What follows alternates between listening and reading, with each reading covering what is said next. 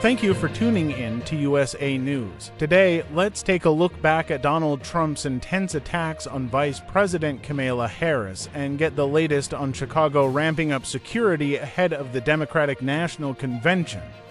Don't forget to like, subscribe, and hit the bell so you never miss any breaking news.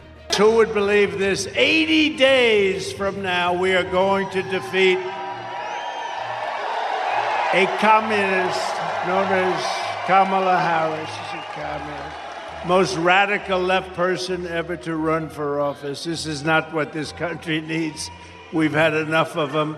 This is communist, this is Marxist, this is fascist. But you know what? It's dangerous because she's saying that she's going to give away things that she'll never be able to get approved.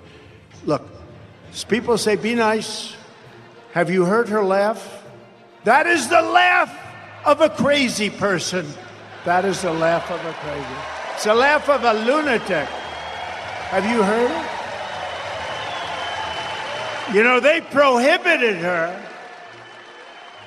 They prohibited her for laughing. I've been waiting for her to laugh because as soon as she laughs, the election's over. I heard the other day, and this isn't anything, I'm just saying, they'll say he was rambling. I don't ramble. I'm a really smart guy, really smart. I don't ramble. But the other day, anytime I hit too hard, they say he was rambling. Tonight, Chicago's guard is already up. Fencing lining the streets, roads closed off to vehicles.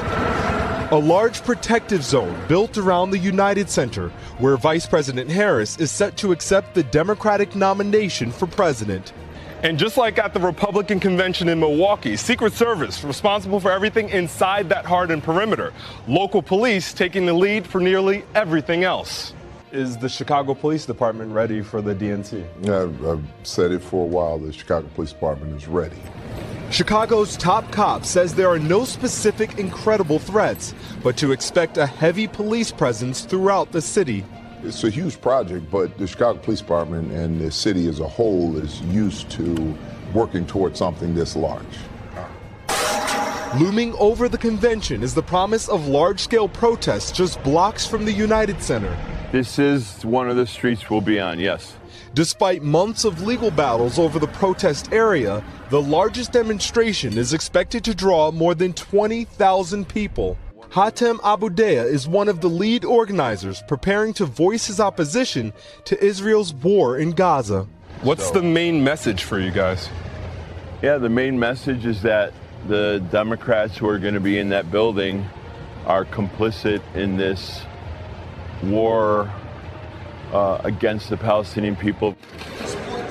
Police Superintendent Larry Snelling says his officers received special training focused on de-escalation and respecting constitutional rights, but warns violent scenes reminiscent of Chicago's 1968 Democratic Convention will not be tolerated. Do we want to have fights in the streets with people? Absolutely not.